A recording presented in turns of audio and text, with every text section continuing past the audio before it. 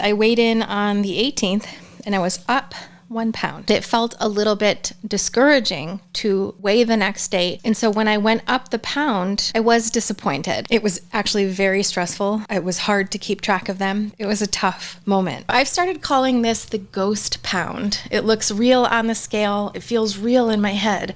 But scientifically, it was just a phantom. We're looking for a trend, not a week to week what happened every single minute. This changes nothing. You're listening to the Setpoint Science Podcast, the show where we bridge the gap between biology and behavior so you can stop fighting your body and start leading it to lasting weight loss. I'm your host, Sherry Alberts, and today we're talking about the menopause weight trap. We're going to dive into the ghost pound, why the scale lies, and how to stop blaming your character so you can start mastering your biology.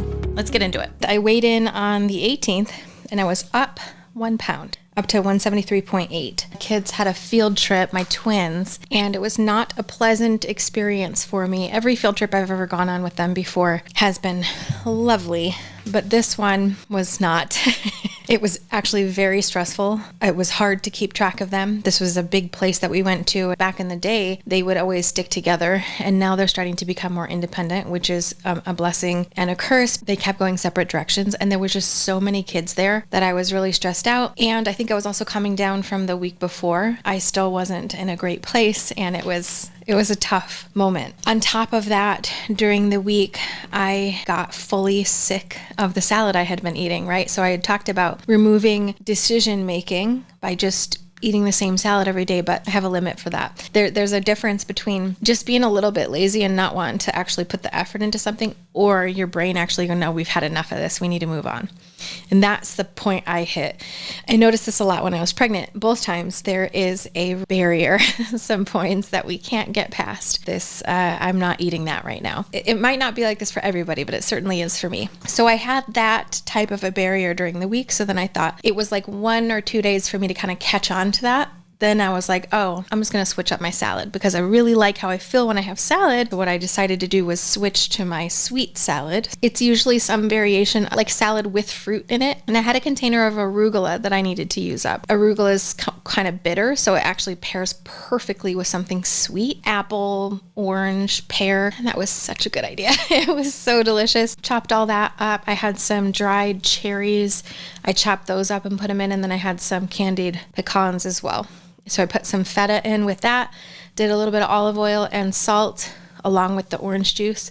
And it was like, I was humming, and it wasn't just, oh, I don't want salad. It was, I just needed something different. That helped me get in 2 or 3 salads last week. Then there was a moment by Thursday where I had seen something at the grocery store, which was a high protein recipe magazines, flipping through it. And I got to veggie burger kind of quinoa patty thing. And I was like, ooh, I haven't had one of those in a long time. So I got the ingredients.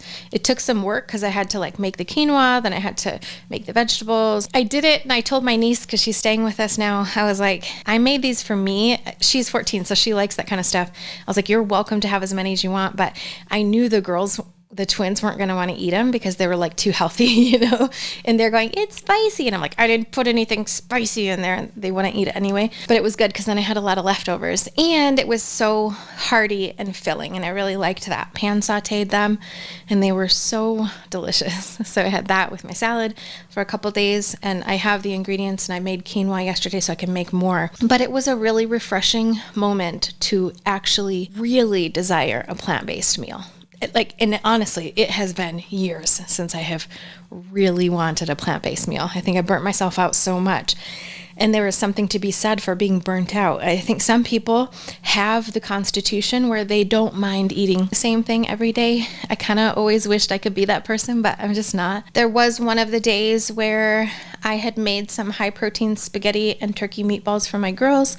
And so I had that instead of a salad one day. And then I had ice cream afterwards, which reminds me that if I don't have salad, I'm more likely to eat more sweets after my meal. So I just kind of remembered that. There's this really wonderful graphic from the new Happy. I don't know if you've seen it before. I'm going to put it up on the screen here. If you're listening to the podcast, imagine those bars that show something is loading, and there's like 8 of them or something. And each bar is like, I learned something new. Then I practice it. Then I forget what I'm doing. Then I learn it again. And then I practice again. And then I forget again, right? And this is learning. So then there's one point at the bottom bar where you got it. Like it's the thing you do. But it's that forgetting part that's really, really important and useful. This is how we learn psychologically, neurologically. This is how learning happens. And so when we tell ourselves that we're a failure because we had that forgetting moment, no. That's part of learning. So I remembered if I don't have salad, I'm more likely to eat extra. Another point I want to make is something that I teach in my coaching program. It's called Set Point Restore, which is that psychological satisfaction with meals just as important as physical satisfaction. So when I say physical, I mean, getting enough nutrients, getting enough macros, getting enough hydration, getting enough fiber. There's the volume, that kind of stuff. But then there's also the psychological satisfaction that we get. And if we have gone for years and years and years and years having a very high psychological satisfaction with our meals, if we try to cut that out or we try to deny that, that's going to be tough to do. And so what I was working on this week was listening to I don't want that salad anymore. Now I want a new salad, and letting that be okay, because I was really taking into account my psychological satisfaction as well. I'm also working on the concept that it's okay to have one protocol or one or two protocols that you follow during the week, because it's a little easier because you're in the flow of stuff. And then having one or two protocols on the weekend that are quite different from the ones on the week, and that we can still create weight loss, even though we have different protocols. I've heard this so many times from private clients in the past and group coaching clients that, I do so well during the week, and then by the weekend, I just fall apart. That's normal. That's to be expected. What if we design our life to allow that to be okay? Like we're designing our protocols or the way that we're eating to be okay with incorporating our psychological satisfaction and our physical satisfaction. And then as far as being up 1 pound, you'll see in my next video about this particular week I'm in now that I was quite disappointed by those next couple of days. But I want to ground this for where we are right now, that we say, oh my gosh, she went back up 1 pound. Okay, by Friday, I had another work project that I wanted to do, and I was getting through it, and I wanted to finish it before the weekend, and I wanted to have a solid weekend. So I pushed off hunger for a while to finish that project. And this is like one of my patterns that I'm working through. But what I realized was it's not realistic for me to think that I'm never going to work through and push past hunger. That's not realistic, I realize now that I look at it, and I've talked this out and I've said these things. So what ended up happening was I worked through, I wanted to get this thing done before I had to go get my girls from school. And I only had a couple of minutes to eat. What I did well was that I made myself eat before I go. I was like, I have to eat before I go because otherwise I'm going to be really, really ravenous. So I went downstairs. We had some leftover pizza. And I'm also thinking a lot about budget lately. I wanted to use up some stuff we had in the fridge. So I was like, okay, I'll just have one piece of pizza because we had that from a few days ago. I want to use this up. I don't want it to go to waste. And then that way I can stretch the rest of the groceries that I had. So it all made sense in my head at the time. If we look at it from a weight perspective, the next morning I was up 1 pound. I believe it was mainly from salt weight and undigested food, but it felt a little bit discouraging to weigh the next day because I was really holding on to the idea of like, I've done really well. I had some good hunger at night, not tons of hunger, but like gentle hunger where it felt good. And I felt like I was on the right track. I could tell my pants were feeling good. My shirts were feeling good. And so when I went up 1 pound, I was disappointed. I did work on telling myself this changes nothing. I didn't do that well, and that's okay. You'll see that in the next video. But what we're looking for is a trend. We're looking for a trend, not a week to week, what happened every single minute. And I realize that the way I do this video, that makes it seem like that's what we're doing, is like we're being very strict about every week and seeing what happens every week, what happened here and whatever. So what I want us all to do, including me, is to think of this more of a trend. How are things going? How is the overall trend going? So that it's going to look like this as we go down. If we're doing it this way, where we're allowing life to happen, and it's going to be this up and down. And so those ups are the issues we have to think about. We want to make sure that we're prepared for that we don't end up going way off track because of disappointment rather than actual physical weight gain, which probably didn't actually happen. Maybe it was like a little bit of fat gain, but Not much, probably, because it was mainly pizza. Okay, let's go to the breakdown. We're looking at the why behind my week. When we understand our biology, our internal workings, we can stop blaming our character, there's something wrong with us, and start working with our chemistry and our biology to make some permanent changes. I want to zoom in on two specific things that happened that are part of the menopause weight trap. So you heard me mention this barrier I had during the week where my brain was just like, no more salad. We're not doing that salad anymore.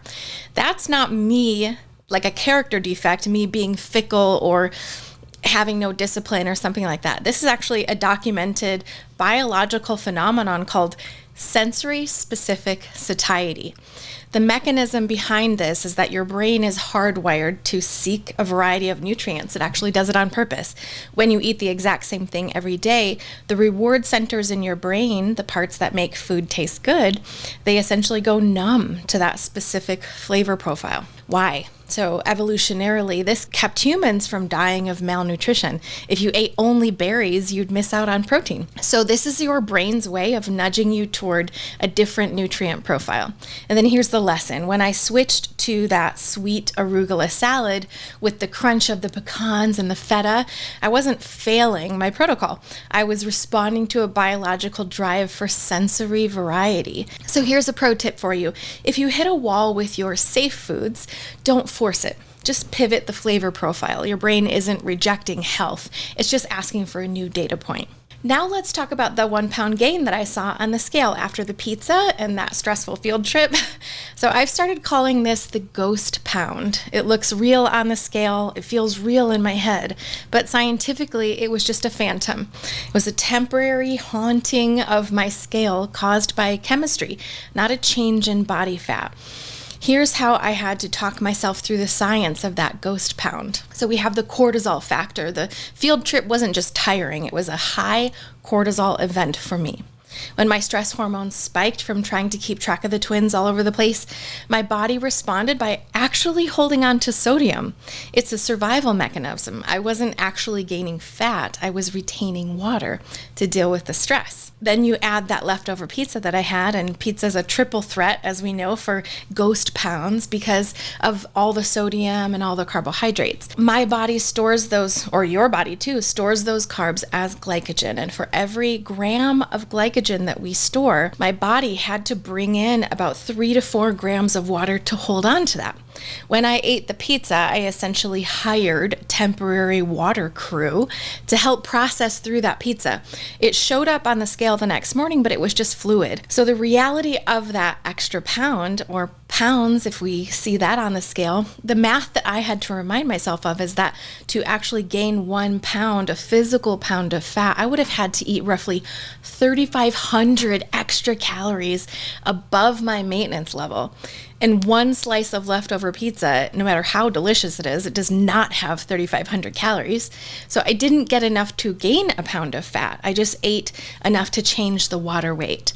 So the lesson here is that the pound that went up was a measurement of my relationship with gravity at a specific high sodium moment, not a report card on my character or how I'm doing. And then you'll see later, I let that ghost drive me into a cycle of disappointment, that forgetting thing that we do. I'm letting this phantom run my life, but we want to do the opposite. My goal isn't to never see a ghost pound again, to not have pizza, to not choose a faster meal. My goal is to look at the scale and recognize it faster this time. Each time we do it, we want to recognize it faster for the phantom that it is. And we want to say, this changes nothing. We are looking for the trend on the scale, not the ghosts. And one technique that I've used in the past, which I happen to be using again this week, is to pause on weighing for a bit, not letting those ghost pounds take over and continuing with my pattern of this changes nothing. I'm still going to eat the salad. I'm still going to be listening to my body, not eating too much. So here's the takeaway for the week. Respect that, I'm over it. It's your brain's way of asking for nutrient diversity. Very boring. So let that be okay and just change something up. Then zoom out. A 1 day, which I didn't do very good at, a 1 day scale jump after a high cortisol, high sodium day is just chemistry, not a disaster. And yeah, I'm talking to myself right now too. So we can actually use the scale to strengthen our less reactive muscle. and then we use that thought, this changes nothing. Remember, we're practicing, we're forgetting, and we're practicing again. That's the process. Before I go, I want to leave you with one question to take into your kitchen. We often focus so much on the physical satisfaction, the macros, the calories, the fiber, that we completely starve ourselves of psychological satisfaction. So when we do that, we trigger that forgetting phase of the learning loop. So the question to look at is, we're going to look at your current go-to meal or how you've been eating, say, for the last week. On a scale of 1 to 10, how much psychological joy does it actually give you? What if we were to make that not a villain? Let me know down in the comments what it's been like for you when you zoom out on this last week or your favorite meals lately. 1 to 10. How psychologically satisfying are they? In the comment section, tell me. If it's below a 7, what is one tiny sort of flavor pivot? Adding crunch, a different dressing, or some sort of a sweet element that could bring that number up. Your brain isn't trying to sabotage you. It's just looking for a reason to stay engaged. Ready to stop falling into the trap? I've created a free passive weight loss mini course to help you navigate these fluctuations without losing your mind. You can grab that at setpointscience.com/passive. And if you want to stop guessing and start coaching with me every week inside our community, head over to setpointscience.com/restore to join the membership. We'd love to have you. Until next time, keep practicing, keep forgetting, and keep coming back. See you in the next one.